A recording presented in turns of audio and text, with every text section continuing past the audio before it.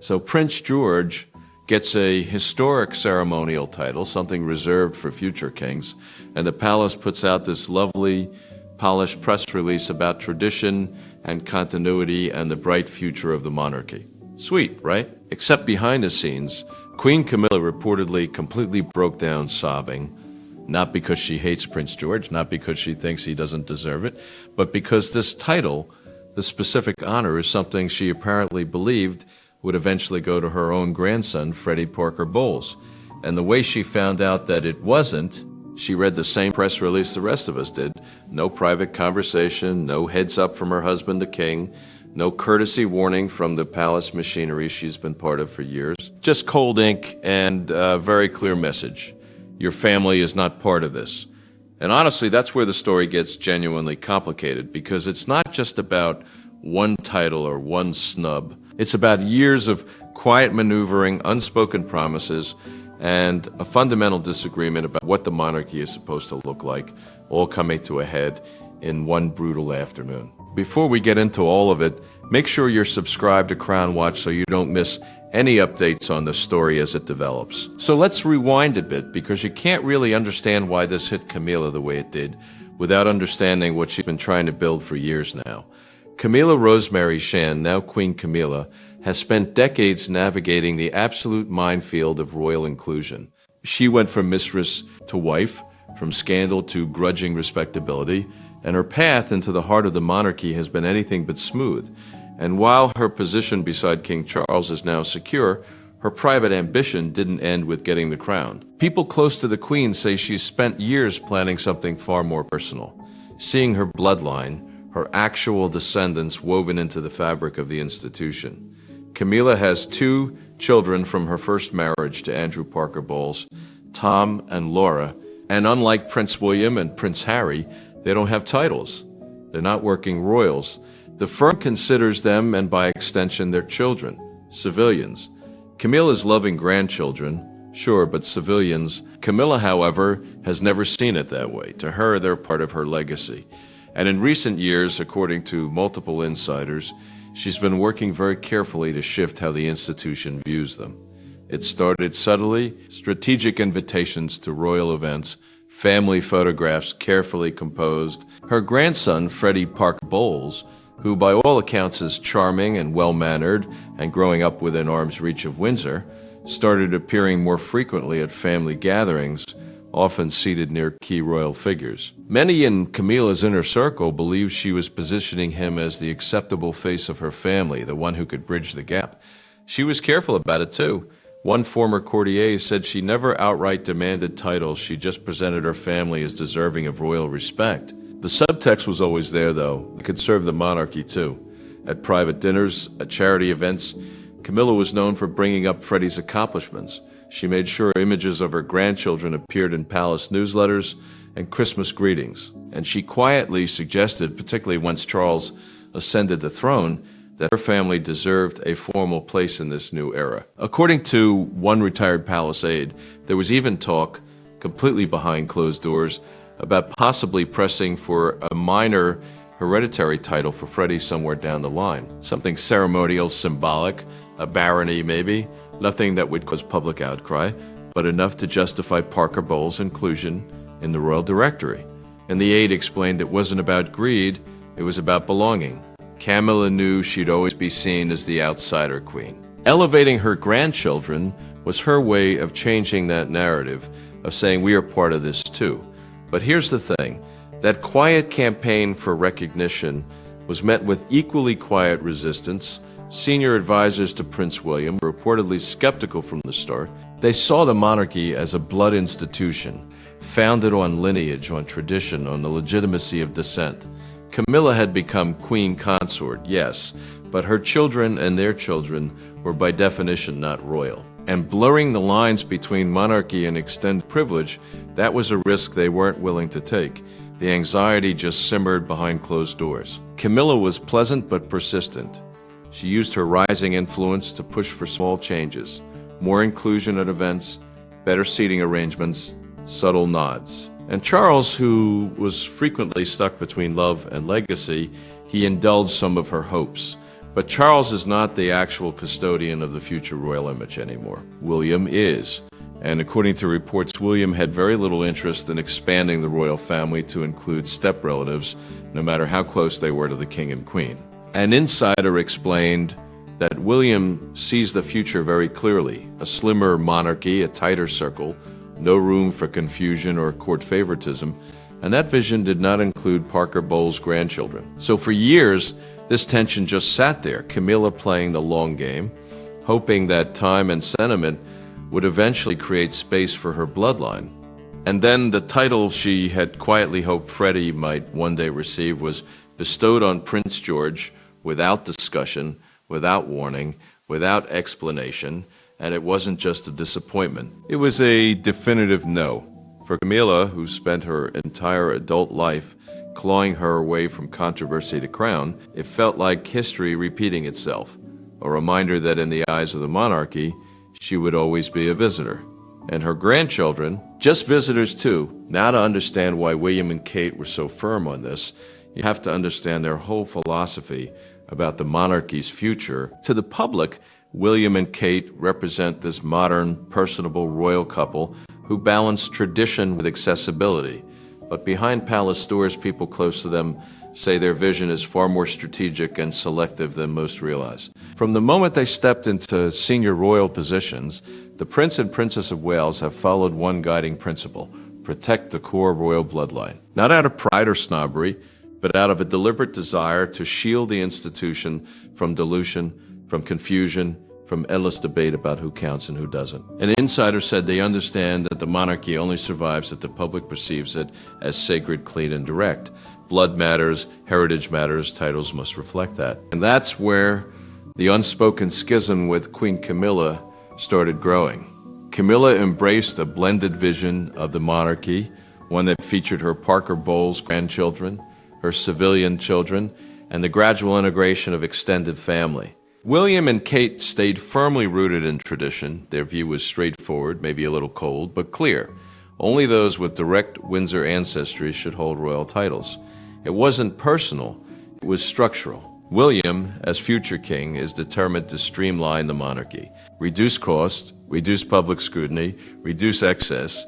His model apparently follows the Scandinavian approach: fewer working royals, clearer roles, and no ceremonial honors awarded based on personal favoritism or step-family connections. So when Camilla would float suggestions about titles or enhanced prominence for her grandchildren, sources say those suggestions were met with opposition and eventually just silence. A former aide explained that William didn't need to argue. He simply didn't respond. He let the stillness speak for itself.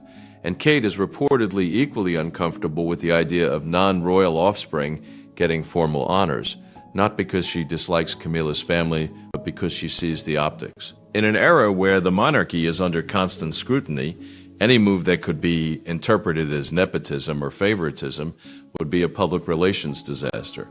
So this moment, when Prince George received that long-awaited ceremonial title, it marked the end of a very long road, a public declaration of the monarchy's future direction, and that direction belongs to the Windsors, the Mountbatten Windsors, not the Parker Bowles. Several staff members have indicated that William knew exactly how Camilla would react to the announcement. He made no effort to cushion the blow. Others say he felt it was better to be direct now, rather than string her along with false hope. A source put it plainly: William isn't cruel, but he isn't sentimental either, especially when it comes to the crown. He knows what he's protecting, so while the public celebrated Prince George's transition into a more official role, Camilla was reportedly in tears inside the royal residence, because for her, it wasn't just about George receiving the honor, it was about her grandson not receiving it. And William had made his position crystal clear: blood over blended, legacy over sentiment. The monarchy's future would not be shared, and right in the middle of all this sits King Charles. In a kingdom built on hierarchy and heritage, he finds himself in this impossible position, stuck between the woman he loves and the son who will succeed him. Charles is seen publicly as a stabilizing force after years of royal turmoil. But inside palace walls, this decision to give Prince George that ceremonial title over Camilla's grandson revealed something deeper. Charles may wear the crown, but William now controls the future. And that future does not include the Parker Bowles family. According to senior insiders, Camilla had long relied on Charles's support in her quiet campaign to elevate her family. She'd express her wishes privately, never with demands. Just hopes. A barony for Freddie, perhaps. Some formal recognition of her grandchildren's close connection to the royal family. And Charles, ever the diplomat, would nod and offer reassuring words. "We'll find the right moment," he reportedly told her several times. But when the moment actually came to make a decision about this ceremonial honor, Charles was at a crossroads: give in to Camilla's request and risk alienating William, or support his heir and devastate his wife. In the end, the king chose the crown, as many believe he always has. Sources close to the matter say Charles hesitated. He even floated the idea of creating some lower title for Freddie Parker Bowles as a compromise, but William was unmoved. He didn't see granting titles to step-grandchildren as a compromise at all. He saw it as a contaminant, a slippery slope toward a distorted royal image that could haunt future generations. And Charles, who has fought his entire reign for the stability of a modern monarchy, eventually gave in. A palace insider confirmed he didn't want to fight, but he also understood that William's vision had to be respected. If Charles defied him, he'd be starting a war inside the institution. The decision shattered something. Those close to the king and queen say Camilla experienced it as a personal betrayal, not from William, but from Charles himself. For a woman who had supported him through decades of scrutiny, media attacks, and family rejection, this felt like a knife from her own husband. She reportedly asked him, "Did you even try?" One staff member allegedly overheard the exchange. Charles was said to be sorry, but not apologetic. He believed he'd made the right decision for the institution, for the crown, for history. But the emotional cost was real. Camilla reportedly canceled several commitments in the days following the announcement. Staff noticed a shift in her demeanor, quiet, distant, noticeably cold. And Charles, unusually, didn't press her because he knew what he'd done. For the first time since their marriage, Camilla no longer felt safe with the man who had once defied the world to be with her. The king is no stranger to difficult choices, but sources believe this one will leave a lasting mark because the cost wasn't political. It was human, and no royal decree can fix a heart that feels expendable. For Camilla, the crown had always represented proof that her past didn't define her, but now with her grandson passed over and her legacy rejected, she's left wondering if she ever really belonged at all. The event itself was supposed to be modest, a solemn royal occasion to bestow a ceremonial title on young Prince George, one that's been passed down through generations and signifies royal maturity and future leadership. For the public, it was a charming glimpse into the future king's destiny. For the palace, a media win amid mounting pressures. But for Camilla, it was devastating, and the detail that makes it so much worse is that she reportedly had no advance notice. Despite her proximity to the throne, despite decades of service and discretion, she learned through the official palace news release, same as the general public. She didn't even get a phone call. One insider said she saw the name Prince George in that announcement and just froze. To outsiders, it looked like a natural evolution, but to Camilla, it confirmed what had been quietly building for months. Her family would always be secondary, and her grandchildren would never be allowed near the heart of the royal machine. That night, behind closed doors at Clarence House, Camilla reportedly lost hold of the composed image she'd spent years cultivating. She sobbed, not in public, not in front of cameras or staff, but alone in her private sitting room with only a few loyal aides nearby. An eyewitness account says she held the printed announcement and said, "They have erased us. After everything, they have erased us." It wasn't just sadness. It was outrage, betrayal, a deep, piercing grief that no crown could cover. Camilla spent decades walking a tightrope, earning respect, staying silent, serving a family that once rejected her. She survived public hatred, media venom, private humiliation to get where she is. But all that was for her, not her kids, not her grandchildren. And now a line had been drawn. Prince George on one side, heir favored, celebrated. Freddie Parker Bowles on the other, invisible. According to reports, what hurt most was the message the title sent, that Queen Camilla had no say, that her opinions, her hopes, her wishes for her family were irrelevant. One courtier described the mood in the palace that evening as tense and surreal. Everybody felt it. You could hear it in the silence. The Queen had been shut out, and the Queen was grieving. King Charles reportedly tried to comfort her. He offered gentle explanations, likely rehearsed in advance, about tradition, public expectation, royal strategy. But Camilla, overcome, reportedly told him, "You let them humiliate me." She canceled. The official reason was health concerns, but people inside the royal circle understood. The Queen wasn't ill, she was shattered. No one would speak about it publicly, but the staff witnessed the aftermath. Camilla emotionally distant, Charles concerned, and the relationship between the Queen and the Prince and Princess of Wales deteriorating further. Because Camilla saw this as more than routine. It was personal. She had climbed every rung of the royal ladder, endured every wound, every whisper, every insult.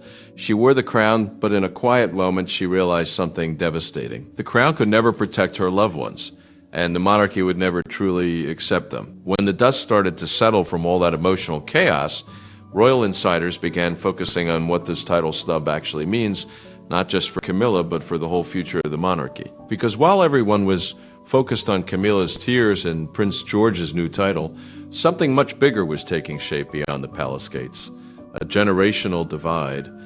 On one side, the future, a sharper, streamlined House of Windsor, Prince William, Catherine, and their children being carefully shaped into a more cohesive, modern royal core, one that embodies tradition, clarity, and public relatability. On the other side stands the Parker-Bowles family, what some now call the blended branch, loyal, present, yet unofficial, accepted in photographs but not in protocol. Camilla's side of the tree wasn't pruned exactly, it was just disregarded, and that exclusion carries the seeds of a bigger crisis. One royal historian put it like this: you're seeing two royal visions begin to diverge. Camilla wanted to build a legacy that included her family. William is building one that strips away everything except the bloodline, and both believe they're right. The implications are significant. A monarchy that may one day be divided not by scandal or abdication, but by a slow, painful fragmentation of family identity. Freddie Parker Bowles and his relatives aren't little kids anymore. They're growing up in royal settings, but without royal titles. They walk through palace corridors, but aren't listed in royal registries. They celebrate holidays with George, Charlotte, and Louis, but the message is unmistakable. This world is not yours. What does that mean for the next generation? It means a monarchy increasingly defined by hierarchy, not just of power, but of belonging. Prince George is already taking on duties that foreshadow his future: honors, military patronages, informal introductions to diplomatic circles. He's being raised not just as a grandson, but as a sovereign. Meanwhile, Camilla's grandchildren remain on the periphery of public awareness. No honors, no mentions, not even a whisper of ceremonial participation. They belong to the Queen's world, but not the monarchy's future. Some argue this separation is necessary, that the monarchy must focus, slim down, eliminate excess to survive in the modern era. Others warn that this segmentation, this quiet exile of step-relatives, could breed an undercurrent of resentment that deepens over time. One source wondered aloud, what happens when Freddie keeps seeing stories about George's promotions, knowing he was once considered for similar recognition? They're not children forever, a former royal press officer noted. And feelings don't disappear just because the palace chooses silence. For now, William's approach appears to be working. The public adores his children. The image of a pure, steadfast royal bloodline is powerful, but palace insiders say the emotional toll of that clarity, especially on those left behind, may one day surface in ways no one can predict. Camilla feels the pain immediately. For her grandchildren, it might take longer. But either way, a line has been drawn, one that goes beyond titles and honors, reaching into hearts and across generations. The monarchy's future will be entirely Windsor-centric. The question is what that purity costs, a family divided permanently. For Queen Camilla, the crown was never really about personal glory. It was about redemption. After years of being ridiculed by the public, whispered about in corridors, blamed for one of the most notorious love triangles in royal history, she fought fiercely for a place at the heart of the monarchy. And she got it, but she could never have predicted that the same institution she fought her way into would quietly close the door on her family. Camilla had hoped her grandchildren would benefit from her sacrifice, that by wearing the crown with grace and loyalty through decades of conflict and transformation, she might pave the way for her bloodline to earn at least symbolic respect within royal circles. Not equality with the Windsors, never that, but recognition as members of a new, modernized royal court.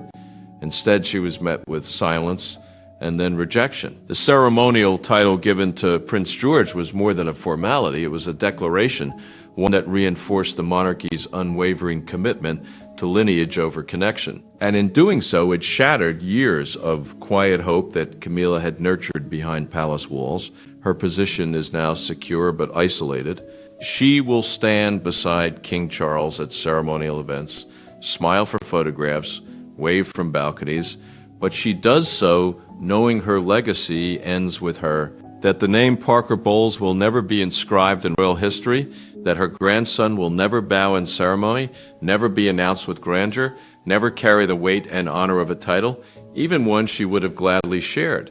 That pain is one she carries alone, because in this new royal era, Camilla may wear the crown, but Kate and William shape the throne, and their monarchy makes no room for blended lines or sentimental exceptions. Camilla envisioned the legacy. Instead, she's left with a brutal truth. She may be queen, but her family was never royal.